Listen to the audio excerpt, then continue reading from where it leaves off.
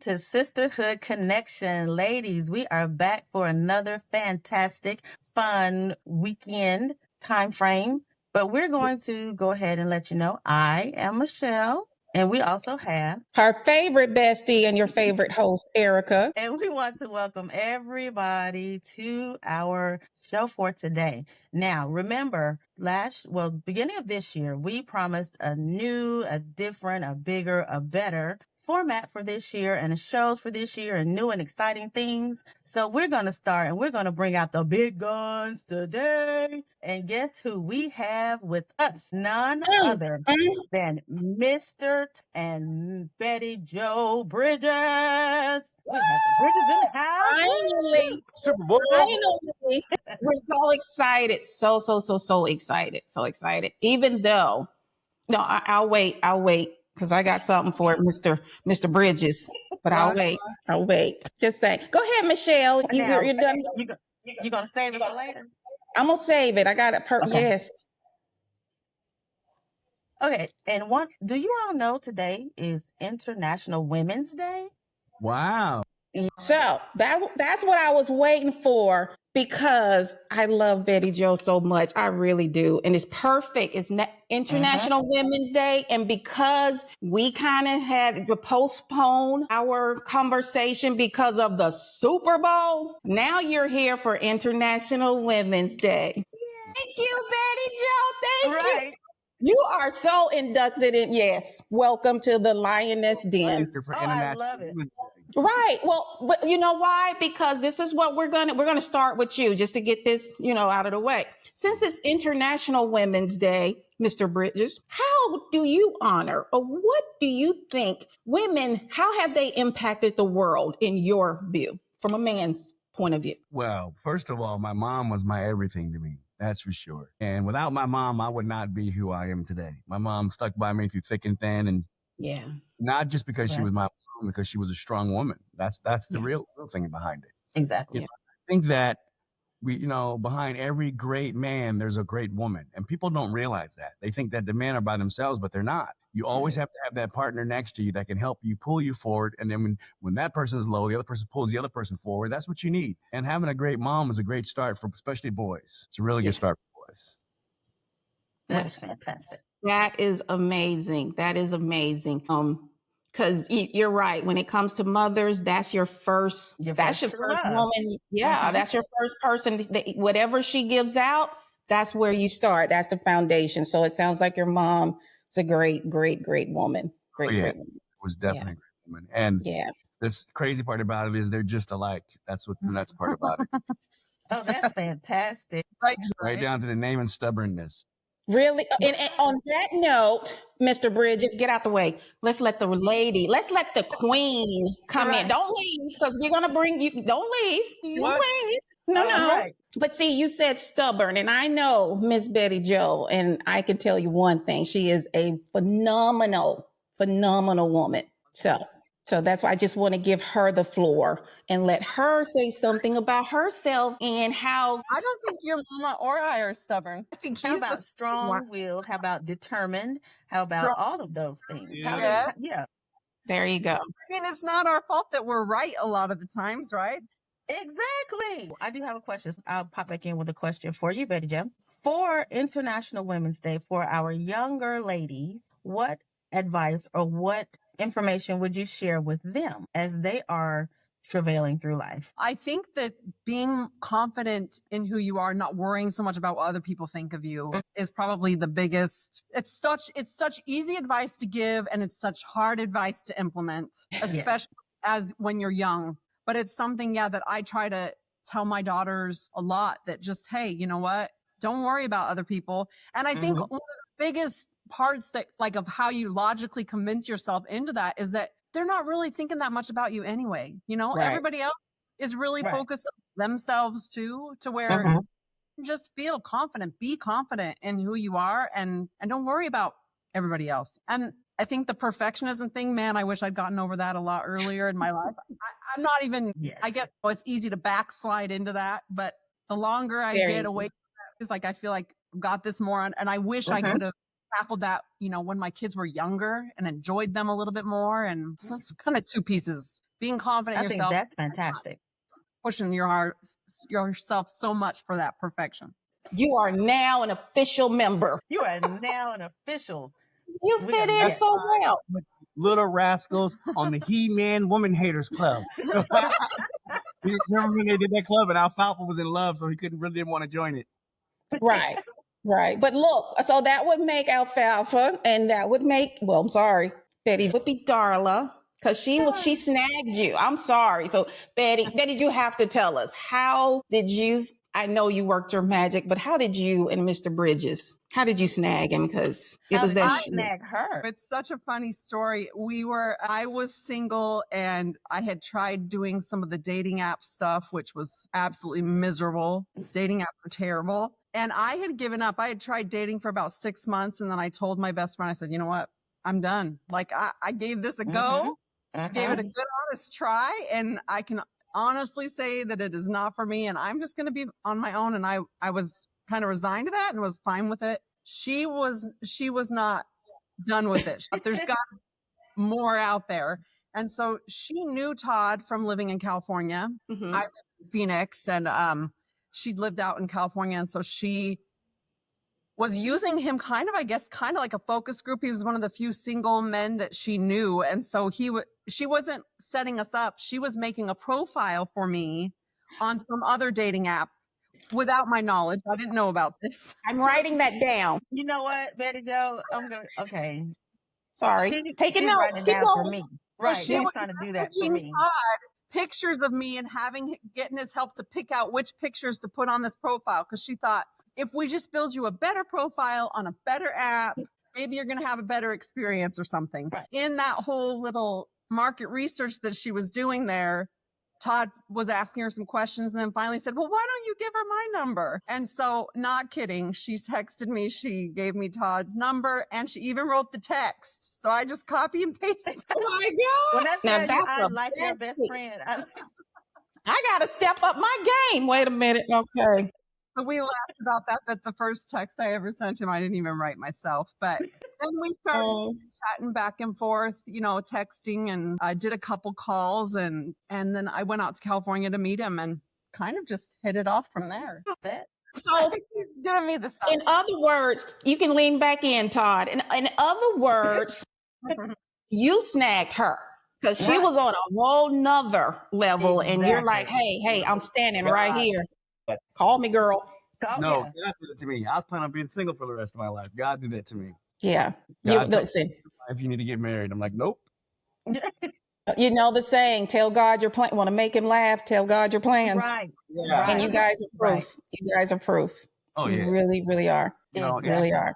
Changing world, and we need to do things to improve it more than fight against. When God tells you to do something, you just got to start doing it and not do it. That's the thing. Right. Because when you don't do it, there's consequences and repercussions. Always is. Last week we were talking about the guy and the whale. The guy, remember, I know you guys have seen the guy was swallowed by the whale, and of course my mind went to Jonah. So I'm thinking, well, okay, what are you running from? What? Right. Listen, you're in the middle of the ocean. I'm not sure why in a kayak or in the sea. And of all things, you're swallowed by a whale. I could see maybe a shark bite or, something that, more normal, but a whale. Yes. Yeah, Todd. Jonah was running from something. But it killed him. But a whale can hold him in his mouth and not kill him. Right. Exactly. Think, because the whale doesn't really have teeth, because it eats all those other things. But, that's why God picked the whale, because he could sit in his mouth and give him a time to think. Right. And I guarantee he was thinking about a lot. Oh, yeah. I'm sure. Imagine. I'm sure. I'm sure. You see how many people, even in real life, get swallowed by whales, they get spit back out. But they had to sit there for a little longer, so God made the whale hold them. Does it happen a lot that people get swallowed? No, but if they're in the wrong place. It's amazing because somebody actually caught it on about video. Jonah. I know, but did you see the video of the guy? Yes. I know she's talking about Jonah. Yes. I know my. Thank you. But see, she does know. This is the whole purpose of the whole podcast. See how we all connected. Exactly. And sometimes that is the problem. You connect as women and you're not thinking like a man. It should be act like a man, think like a woman. God did not make us to think like men. No. At all. Think like women. That's exactly right. You need people that think like women. We do. But we also need you to figure out size difference when you're driving. Oh my gosh. That's really a men thing. You know, when you're pulling into a space, you guys can't figure out how wide it really is. See, he's But very general. He generalizes. No, true. Really? It's Yes, true. it is a huge Well, I general- back into a space, so When you back in, He's You right use about your camera? me. I'm not that good at judging. Yes. yes. What? I'm sorry, Betty Joe. What? I'm sorry. What? Todd, stop it, Todd. I'm sorry, Betty Joe. What did you say? Now, when you Right when he's talking about me, I am not that good at judging. I'll have to be like, can I fit right there? I can't. But I don't think that that's true for all women. That's just me. Well, it's been my last 2. Are you like that too? See, oh my. I back in, so I will pull it and back in as much as possible. But it's not because we think left brain, you think left right brain. That's the thing. I was just about to say that. What yes. they say is that men think left brain, women think left right brain. You think both Yes. brain. So Yes. your perception of it is completely different than ours is. That's Exactly. why. Yes. and that is I'm the gonna nerd reason out. why. I'm gonna nerd out. I'm gonna nerd out. Like Wait. even if a Real man quick, and I'm gonna let you nerd out. But wait a minute. What But happened? see, Todd, thank you. That's affirmation, confirmation, all of that.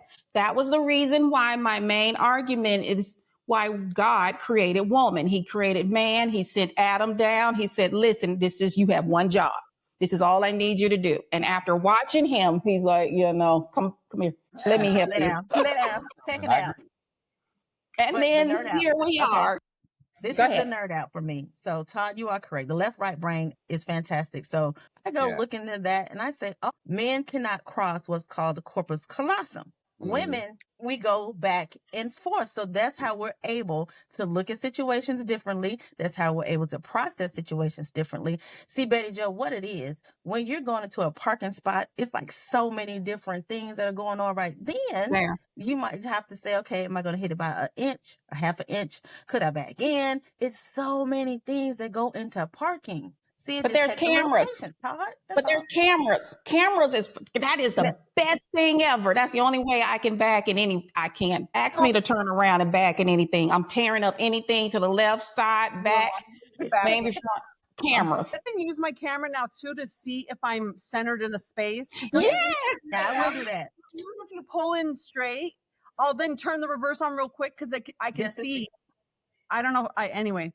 No, I'll say funny one time. We parked somewhere. She parked somewhere, and we came out and there was a note on the car that says, "Learn how to park." That's not the first time that happened to me. No, Betty Joe, don't. We're gonna edit that out. Don't. And she doesn't really she does not like to drive. She really doesn't. No, that's your job. Oh, my goodness. I love That's her. your job. She's passenger princess. Once you said I do, that was it. No. Means I hand over my Our license, job my driving, is to all get that. in the right. I'm just saying, our job is to get in the passenger seat and tell you how to job and how many parking spaces you have, and why are you in this lane? Tell us how to drive. I saw the best thing in the world. It was some video that said that when your wife gets in the car, she acts like that you've never driven in your entire life. She's telling you how to drive. You'd be like, like I've been driving 20 years before you. Do you know what? He is the worst backseat driver, though. He says that like I'm the only one that does oh my it. But God, you are scary though. That's why. The worst backseat driver. No, she is scary. Okay. Scary. We're gonna end this right now. Who's the best driver? Tell the truth. Well, since we've been married, who has had a car accident? Which of us? Okay, and tell us why we had an accident. There it is. Thank you, ladies. Thank you, ladies, for joining us this week. And she was like, I was going this direction. She goes, you can't go that direction. I go, no. When she goes, we got to go that direction. And I'm like, okay, fine. And I turn the direction and hit somebody. So I was just doing what she told me to do, and I hit somebody. Not anymore. He's completely mischaracterizing the situation. So we were driving my car, and we were leaving this place, and it was he makes me use the Waze app, which is great in LA, but in Phoenix, the Waze app is really stupid. Anyway, so we were using the Waze app, and it was telling him to go left. And I go, I'm familiar with this area. I'm like, I really feel like we need to go right. And as I plugged in the different direction thing, it said go right. And I was like, oh, well, the other directions, they do say we need to go right. I wasn't telling him we had to go right. I was just saying this other direction. I was just doing. And so as soon as I said that, he just starts going. and didn't check, and he hits a person. Because And not now a he blames car, me for not a that. person, a car. He did hit a car. But the thing about it, it's I was very calm about it, and I was like, it's okay, baby. But then because I was calm and I didn't get all mad, now it's my fault somehow. Like, he turned it all around. So I said, well, now I was willing to take a little bit of responsibility, but now that is 100% your fault because you're not willing to take any responsibility, then it's all your fault. Yeah, never do it. Never, ever. Listen, there's some things, and I'm gonna leave it here, and I don't care. Yes. But never take full responsibility for anything because the male mind, ego, and everything else too will. strong to sacrifice such trivial things. Oh my God! It's trivial, Erica. It's trivial. So, But wait. But he was in your car. We were driving my He did. Same thing happened to me in my car. Now, you want to tear up something? Tear up your car. Well, Yes. your husband wrecks your car too? Yeah. I didn't even know he was in it. I get a call. I get a call. I'm thinking I'm working and I'm thinking he's downstairs or whatever. And he says, how about somebody just ran in the back of me? And I'm like, somebody ran in the back of you. I'm like, where are you? And he's like, I was going to get something to eat. And I'm like, okay. And then he says, yeah, I mean, the police are coming. I mean, I'm in your car, but I mean, is there a reason? You picked my car that particular day to take it to get something to eat? Will not take her car because she has Generally, he won't either. kids, and I don't really like the car for kids. Yeah, the last 2 car accident my car has been in, I wasn't driving either time. But it was your daughter. His daughter, and then you. Well, actually, she totaled it. That's the real reason why he got in a car accident is because Erica, you know that trip when we met you out in Florida. During that trip, my daughter had gotten in a car accident, and he would not let her live it down. He had been teasing her relentlessly. I think it was karma paying him back. Karma, you're right, 100%. So now she can tease. Yeah, now she can tease. Big difference.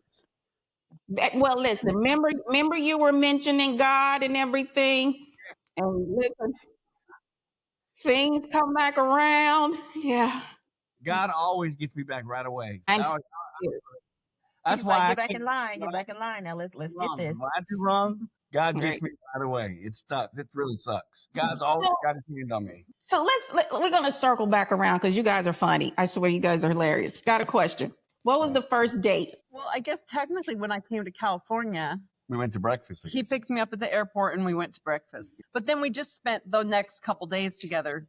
Yeah. Where'd he take you? I just want to know. I'm just asking for a friend. She had plans on going on another date. Well, no. Okay, so wait. I'm sorry. I want you guys to finish real quick. But you said you went to breakfast. That was my first date too. Where did you go? Because I just want to know for breakfast. Yeah, I went to a Bumblebee Cafe in LA. Yeah, it was really good. It was good food. It was good. Where did you go, Erica? On your date? Yeah, first date. On your first date. I still feel gypped. I don't know how this turned out. Waffle House. You went to Waffle House. That's terrible. Todd, your buddy. And I married the man. That should have told her something right there, right? That should have told her something. Thank you. Don't save him. Don't save him. We're not. This is what happens. Waffle House will get all the love. Waffle House is a staple of the South. So no, ma'am. That is but not first date. And we'll live. That's another. You went. No, it wasn't my choice. We happen to have a choice out in Arizona, which is weird, and I never knew that. Yeah, but when I found it, I started going, and it's good. I'm not gonna lie, I like Waffle House a lot. Yeah, they are. But I'm sorry. Okay, go ahead, Bet. I feel it. Okay. Yeah. Me and Mr. Mike gonna have a talk. I'm like 28 years later. Come on now. 27 years ago, but it was 30 years ago, actually. But it still bothers me. Did he say for your second date, Erica? Did you guys go somewhere nicer for that second date? No. No. I'm just gonna tell it. I don't care if he gets mad. Well, he tried. We had a home. He invited me over, and he cooked me dinner, which is really fish sticks. He cooked you fish sticks. Isn't that fantastic, Bettijo? Is that not the greatest? Michael, what is up with that? Fish sticks? He was a little. Is that not the greatest? He didn't need That's to the wine best. and dine you. He could just give you fish sticks and figured he got you on good. the Fish sticks. I got attacked by his dog. Well, no, I got threatened by his dog. It's just, I don't know. I I can't don't know. Ghost America. Where did we go? I did. I did. I did. He went looking for me again, and so he redeemed himself. But I did. I He don't did. even know. Yeah. So after breakfast, he took me furniture shopping. We went and picked out a new table for his place. Yeah. Because he was about to buy a table that was going to be a huge mistake. It was Yes. So And you here picked comes the it out. wide. Yes. design. So I was picking out this table for him. And then that night, and then he dropped me off at my hotel. And then that night we went out to dinner at a rooftop restaurant in downtown LA. It was really pretty. But yeah, tell her about your other date you had planned though. Well, no. So what it was okay. So my sister's therapist had a really good idea. So my sister had been married and divorced really quickly. It was an abusive relationship. And thank heaven she got out of it before they had any kids or anything. But Right. the therapist had advised her, she'd met this guy on dating apps. And she said that you need to, like, dating apps are a great way to meet people, but you really need to meet the person in person within like 2 weeks. Because if you establish too much of a relationship with someone virtually, you really set yourself up for missing some of the cues that you kind of feel energetically and such. Right. That was a rule I was using, is that if I met somebody on an app, I had to meet them in real life within 2 weeks. So Todd and I had been talking and I was like, okay, it's time for me to meet him. So that's why I planned this trip to go out to California. But there'd been a few things. He's actually 15 years older than me. So there had been a few things in our conversations where I thought, I think he's going to feel too old. Like, so I was pretty sure that I'd get out there, I'd meet him, and I'd just scrub him right off the list. So I had lined up a couple other things, just so that LA wasn't a total bust. Yeah. So only one of them was another guy that I was interested in. The other was my daughter does music. It's Adelie Ann. She's just released a fabulous new song called Table for Two. So you could check her out. But anyway, her mastering engineer is in Burbank. So I was also planning to go have lunch with him. That wasn't that. I don't like him or anything. That was literally for business. But there was a guy that I had met that lived out in Newport Beach that I was kind of thinking about. I didn't actually reach out to him and line up. Second date. I wasn't like, I'm going to see this girl and go sleep with somebody else just to do it. Go hang out with somebody else. I've never slept with I know, guys. but I don't even. Anyway, we don't go there. But I didn't plan another date. Well, because I didn't want to waste the whole trip. I didn't know if it was going to work. And there you are. And here you are. And here you are. Exactly. So it's that preparation that you like. Seriously, how long? Okay, so and I don't want to dig too deep because you guys' story is so cute. And actually, it sounds promising for those who are in the dating world and using those apps and telling me to go create a nice little profile for me. Okay. Oh my goodness. I'm going to be real surprised. Jenny, you're married, but are you married too? I am single. So I'm telling you, she is. That's what she's talking about. Notes. Oh, I see what she's talking about now. Yes. Well, so Erica, the profile on that other site never got launched. It was the market research that she did with the single guy. So there's kind of the key. If there's a single guy you kind of like, instead of going to him and say, hey, can I fix you up with my friend? Say, hey, I'm working on a dating profile for my friend. Can I show you pictures of her and you can tell me which... Betty Jo, you're going to get me hemmed up. Thank you, Betty Jo. Girl, we definitely need to talk. Oh, yes, ma'am, more often. We do. I feel something brewing. International Women's Day. Look how I'm learning so much from other women. It's so empowering, huh? It really is. So fast forward back to you guys. So obviously everything clicked. You work out, you got married, and you guys launched. You launched this wonderful podcast, which is actually very cute, kind of funny. You want to tell everyone about it and who came up with the name? She did, because she doesn't use profanity. So she doesn't use profanity. So dang is like her cuss word. Okay. Absolutely. And it's not a funny story because we were batting around a bunch of different names. Actually, dang hadn't been in the initial list. But my daughter, I was saying that how she writes music, and I was thinking about like a theme song. And I kind of had been praying and meditating on what we should call this podcast. And I had this feeling that my daughter had written a song that we could use. So I call her up. She's living up in Seattle. And I call her and I said, Adelie, I know this is kind of weird, but I think you've written the song that we need to use for like our podcast theme song. I want you to go through your little journals because she writes songs in her, and she has like these books that she keeps them. I said, will you just go thumb through some of your recent song books and just look and see if there's a song, like look at it with the eyes that it's got to be for a theme song for the podcast. I think you've already written. That's what I'm feeling. And she's flipping through and she starts reading me the song that's the dang theme song that we use. And she's reading off I'm like, wait a minute, she's like, it's called Dang. And I'm like, okay, that could work. And she starts reading me the lyrics. I'm like, this is it. It's perfect. And so it like a year or so earlier, she'd written that theme song for us. And so I said, okay, I need you to hurry up and record that. We're going to use that. So that was kind of That's fantastic.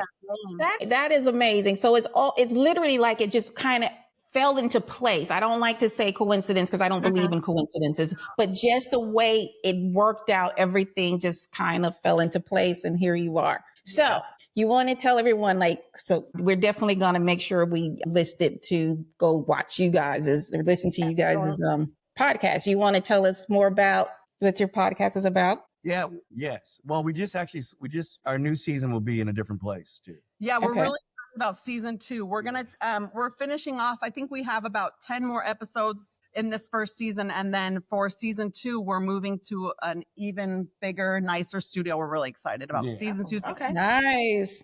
Yeah. Good. So we talk about everything, kind of the messy side of family life, the things you don't really want to talk about. We talk about mental health and addiction, like suicide prevention is a topic we're really going to try to tackle on season 2. Also taking care of like your aging elderly parents, just this sort of stuff that is kind of weighs on your mind, but you don't necessarily want to talk about it a lot. You know, I had a blog for a lot of years called Paving Supermom. It's actually still up. And I shared lots of ideas for like family traditions and holidays and fun things to do with the family. And as a designer and a photographer, I would style and photograph these beautiful pictures, but it was always sort of this interesting dichotomy between what was right there in the picture frame and all of the chaos that's just right.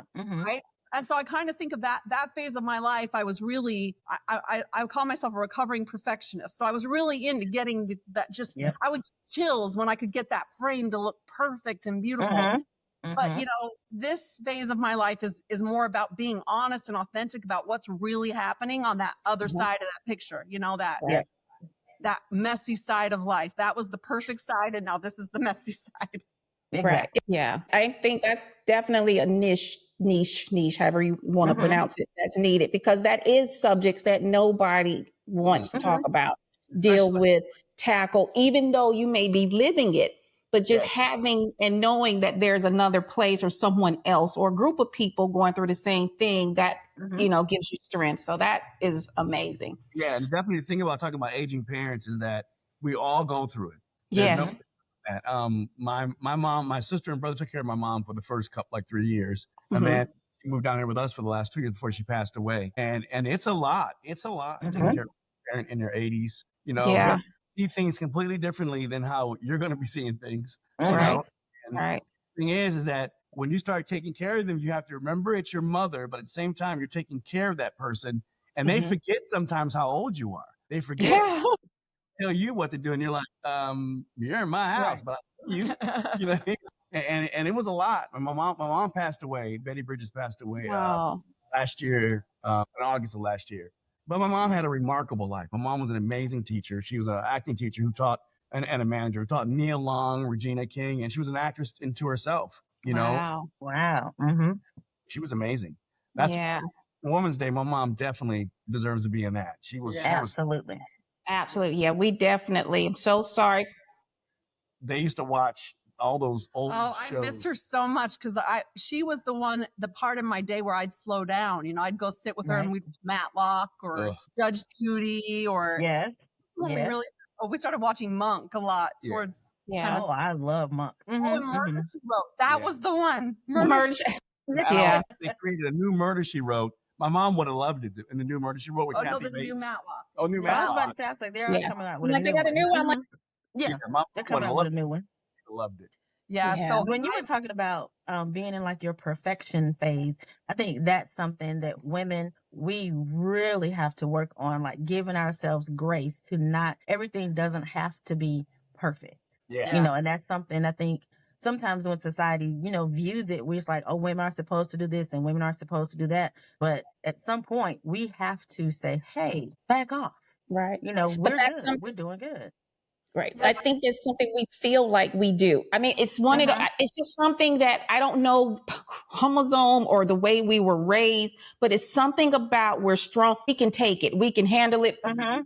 and it gets to a point where it's like, you know what? We don't have to take Exactly. on everything. We don't have to fix or try to fix and be everything to everybody, which is a huge issue when it comes to women. So, and I literally wrote down recovering perfectionist because I'm like, for me, I'm like, that's, you hit the nail on the head for me. I You know? do as much as I can do, and I'm okay with the rest. Right. Mhm.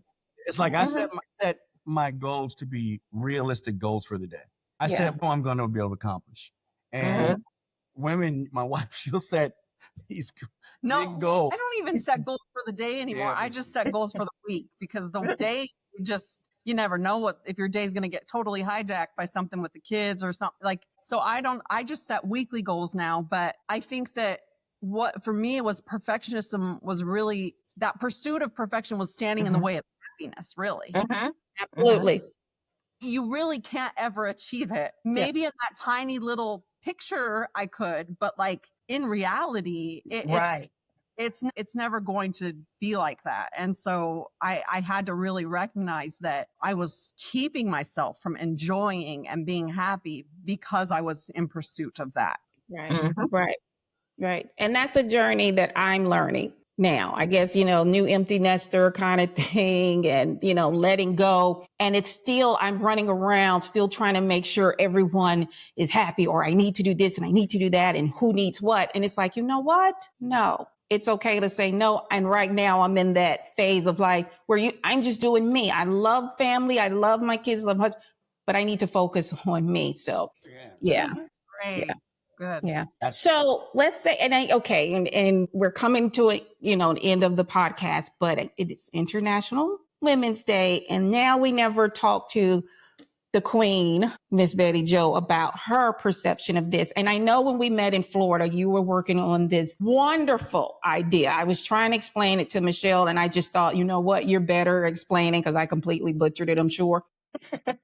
Please tell her because or tell everyone. I just thought I never thought about it, but the idea that you guys, it is amazing. It is amazing. The recovery work that we're doing. Yeah. Yep. So we've actually just in the last year, we've started a foundation that is trying to help. It's kind of a two-pronged effort. The industry, the addiction recovery industry, has a lot of work to do. Like there's a lot of growth that needs to happen. And part of the reason we had one of the Dr. Hoon, he's from Johns Hopkins University on the podcast to talk kind of about addiction recovery. And Mhm. one of the things that he's helped me understand is that part of the reason recovery work is a little bit behind is because it was developed outside of medicine. Like it wasn't developed the same way that traditional Mhm.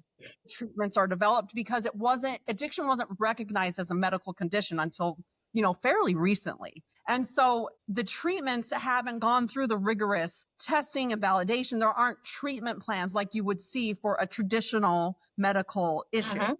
And so that work really needs to be done to standardize the care across the board so that people Right. can go to a rehab center and feel confident that they're getting the treatment that they really need and that's been validated and scientifically proven. So there's Right. that effort that we're trying to do what we can and lend our effort and our voice to pushing that work along.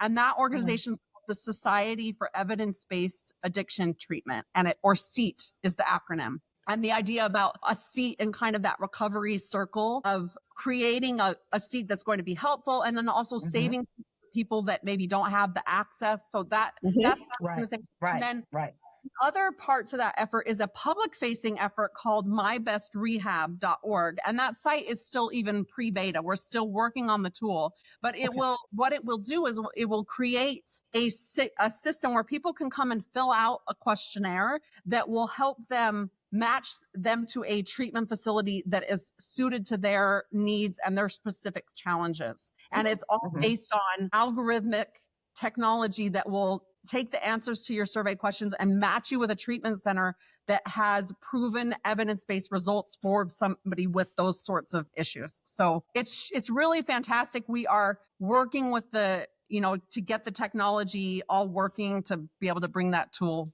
to the surface. So yeah, that's another, effort that we're pushing besides our podcast. So It's fantastic. Very, very. I guess because when you never really look into it or even think about it, but then the way you presented it, it makes so much more sense. You know what I mean? It just kind of opens the mind and opens the doors for, it's like, to me, I wasn't aware of looking at it that way. And I would feel most people wasn't, but the way you guys are attacking that situation, to me, is much needed, because to me, I feel like the world wants to put this cookie cutter system for everyone, and you can't do that. Everyone's story is a little different. Well, and if you think it's not something you would even realize as a problem until you need it, right? And you need that, because that's the people that it's such a hard problem, because it's, how do you find that? Like the typical ways that we find things, we go sit down at Google and we look for a good treatment center. Well, that's actually one of the worst ways to find a good treatment center, because there is a lot of unfortunate fraud and things happening. There's bidding. We work with a treatment center down in Texas called Windmill Wellness Ranch. That's a fantastic center. And because they are fantastic, there will actually be shady, I guess, crooks. I don't even know, like people that run these centers that are not really will bid on her name. And they even go so far as to pose as her. They'll say Windmill Wellness Ranch and then put their phone number. Yeah. Try to trick people, divert traffic from this treatment center that's fantastic to these other centers. And other places. Because that's something you really don't know. Sometimes when it comes, like you said, in that arena, you don't know where to start. Sometimes it's just, like you said, hit Google, and you're trusting that what you see is going to be what you need. And then sometimes not until you get in it and you're already in the midst of it. And it's like, this isn't what I need, but I don't know where else to go or what else to do. So then can start a whole lot of other stuff. And the thing about treatment, though, which is the sad thing, when I went through it, it wasn't applauded like it is today. Today, it's when you go through. When I went through treatment 13 years ago, it was not applauded. People looked at you like the scourge of the earth. But today, I'm in treatment. Oh, that's so great. Taking care of yourself. You know what I mean? But it's like, so it's looked at that way. But the problem is finding the treatment center, like we're saying, trying to find the best treatment center for you that can actually make it. The biggest problem is fighting these insurance companies because they don't give you enough time. They don't give you enough time. And the insurance thing, it is a double-edged sword because you can see with the issues and the fraud that exists, you can see why the insurance companies would be leery, to write an open check. So we need to fix some of these issues so that the insurance can step up and we can put the pressure on them to say, hey, cover this treatment because it's evidence, it's reliable. And so it's, to me, the longer people who are addicts, you have to give them time in treatment. Yes. Because for me, the miracle didn't happen until I was in treatment for 2 years.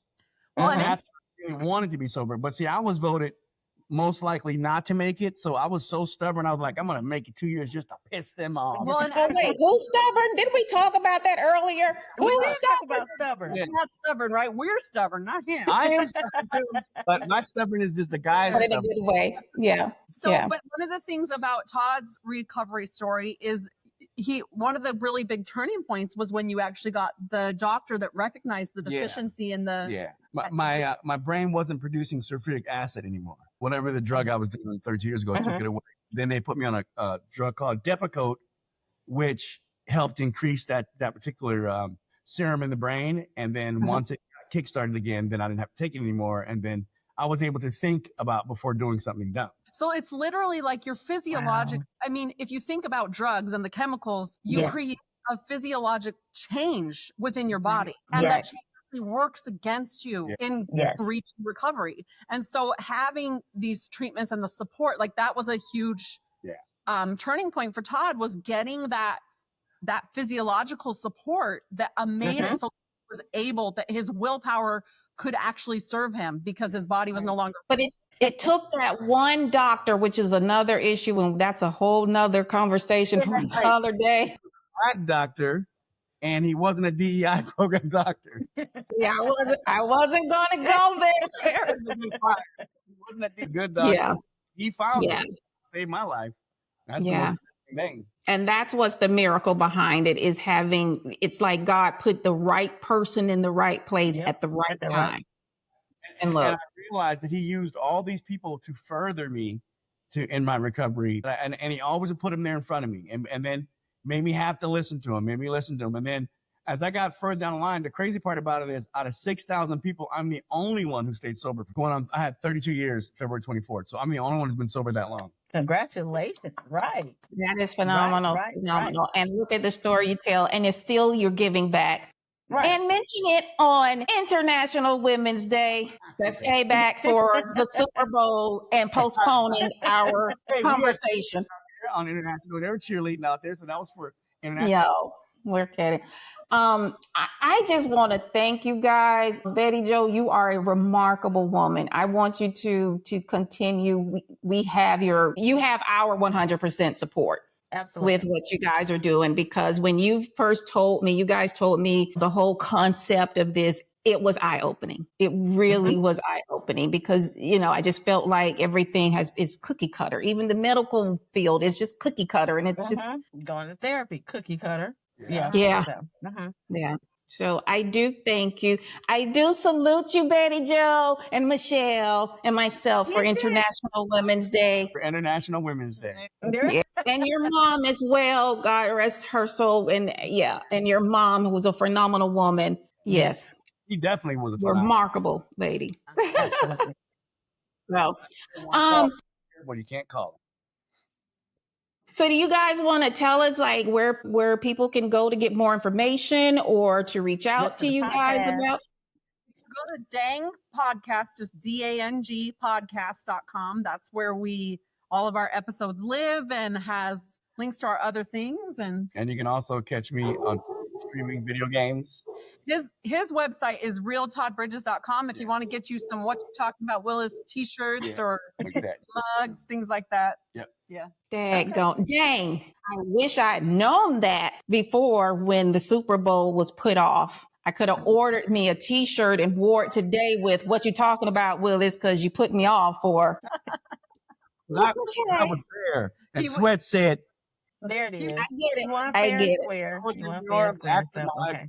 She told me to, because it was once in a lifetime that you're going to get to do that. And she said, you need to go and out. So I called my friend. They got me a ticket, and it was pretty cheap what I had to pay. And I was like, I am going. And I went to the Super Bowl and had just the most fantastic time. And that is fantastic. Yes, they delivered. Yeah. I don't blame you. I really don't. I would have done the same thing. I just would have been like, deuces, 2 and 2. See you next time. Yeah. Oh my goodness gracious. There you go. It was hot in New Orleans. Really? Yeah. Oh, yeah. Sweating, walking around. I swear I lost like 20 pounds. I was walking around in my jerseys, and it was hot. It was sweating. Got to a towel because it was constantly sweating. Yeah. Oh, wow. Oh, the people. Absolutely. Wow. Well, we want to say, thank you guys for taking time out to come visit us. This was one of the best conversations we've had. Thank you, Todd, for the comic relief. Kidding. You guys are wonderful. Keep doing what you're doing. Yeah. Keep us updated on the status of everything, because we definitely want to share it with everyone. Mm-hmm. You know what? Go buy Bettijo some flowers for today. There we go. International Women's Day. International Women's Day. And also, the month of March is Women's History Month. So you have an entire month of edifying your woman from March 1st to March 30th, 31st, whenever the last day of March. We don't get stuff like that. I don't know. You do. You do. There's a men's month. There's a men's about like women on Mother's Day. They're the most cherished things. They get everything. Blah, blah, blah. Men, they get a tie or some socks. There you go. That's Waffle House. You don't wear them anyway. I mean, really, you don't wear them anyway. That's because the man just goes and buys whatever he wants when he wants it. There you go. I know that is. We love you guys. Thank you, Mr. and Mrs. Bridges, for visiting us. Keep us up and have a good time on International Women's Day. And remember, the Eagles won the Super Bowl. Thank you. Goodbye. Baby, tell me to go.